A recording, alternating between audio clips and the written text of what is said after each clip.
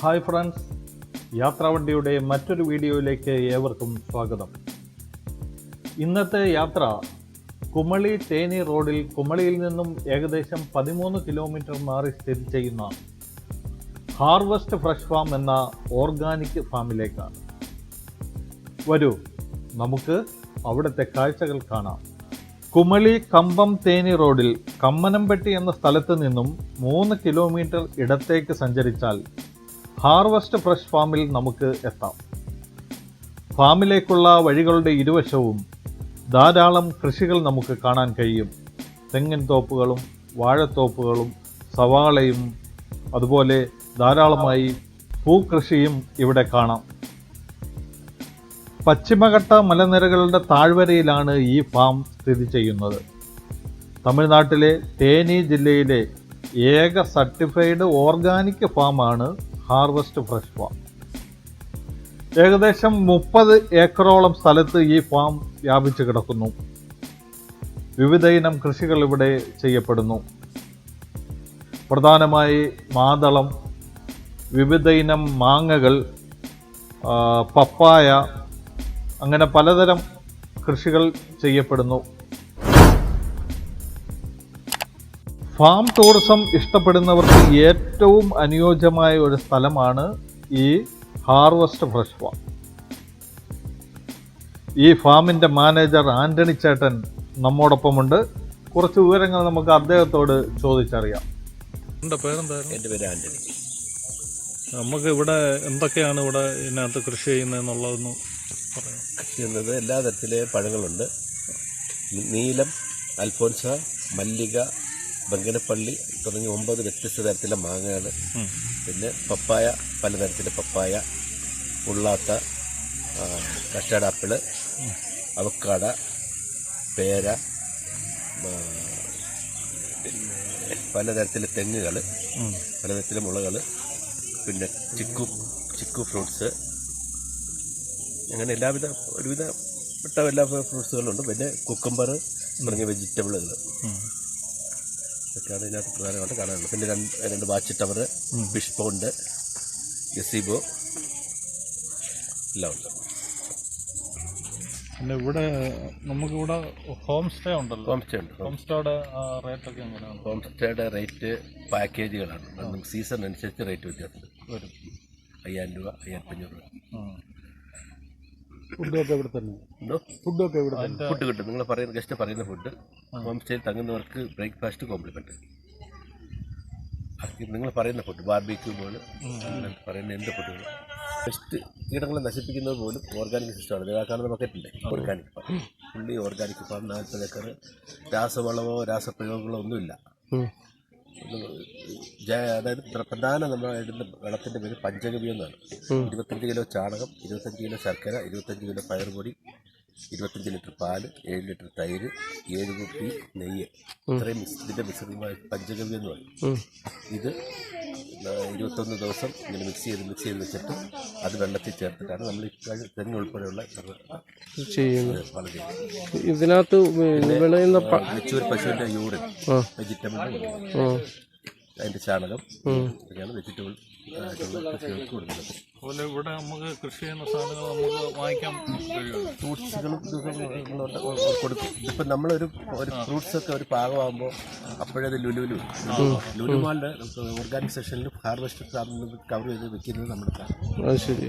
ഇവിടെ എറണാകുളം ലുലുവിലോ? അത് ശരി.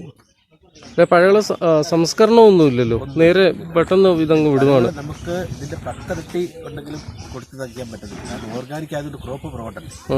രാസവളം ഇടുന്ന അത്ര ക്രോപ്പ് കിട്ടുന്നില്ല. ക്രോപ്പ് പുറകോട്ടായതുകൊണ്ട് ഓർഗാനിക്കിന്റെ വിലയ്ക്ക് തന്നെ ഇവിടെ പോകുന്നത്. ഇവിടെ തന്നെ ചോദിച്ചു വരുന്നവരുണ്ട്.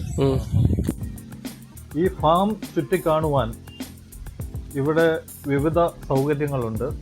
സൈക്ലിംഗ് ഉണ്ട്, അതുപോലെ കാളവണ്ടിയിലുള്ള യാത്രയുണ്ട്.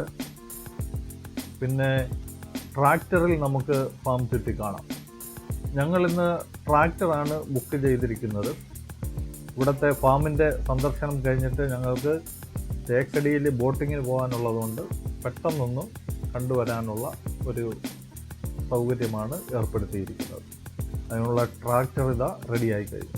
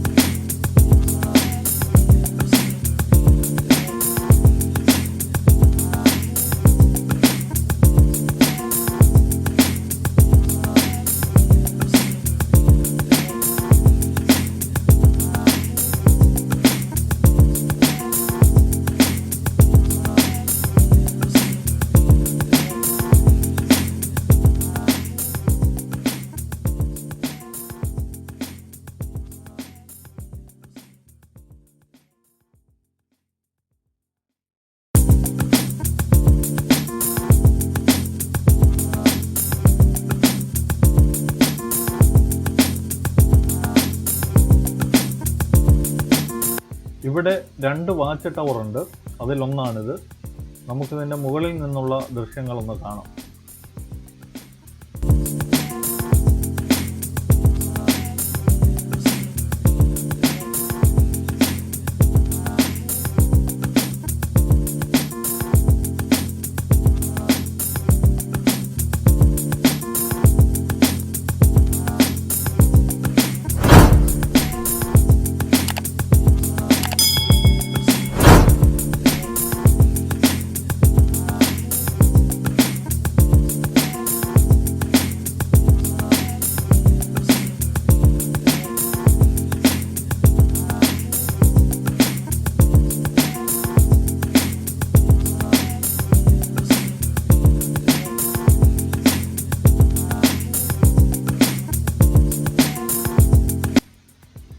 ഇവിടുത്തെ ഹെർബൽ ഗാർഡനാണിത്. ഇവിടെ നമ്മുടെ ജന്മനക്ഷത്രം അനുസരിച്ചുള്ള വൃക്ഷങ്ങൾ ഏതൊക്കെയാണെന്നുള്ളത് പ്രദർശിപ്പിച്ചിട്ടുണ്ട്. അതെല്ലാം നമുക്കൊന്ന് കണ്ടുവരാം.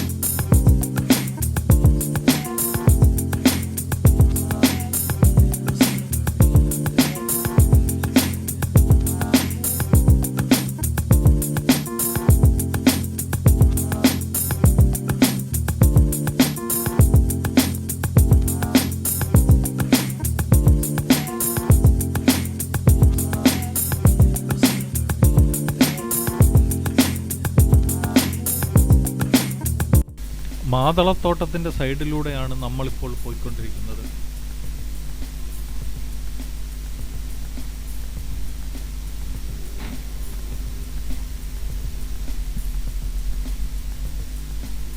ഈ വീഡിയോ നിങ്ങൾക്ക് ഇഷ്ടമായി എന്ന് കരുതുന്നു. മറ്റൊരു വീഡിയോയുമായി നമുക്ക് വീണ്ടും കാണാം.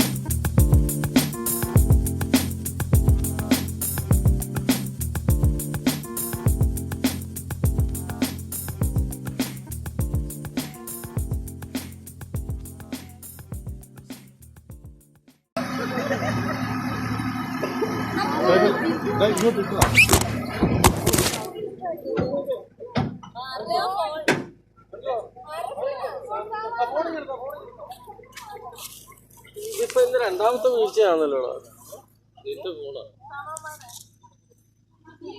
കുഴപ്പമില്ല, മണ്ണിലാണ് വീണത്. ആരെയാ പിടിക്കാൻ പറ. ആരാ കളഞ്ഞത്? ഇതിലെ കൂടെ കയറി കഴിഞ്ഞു.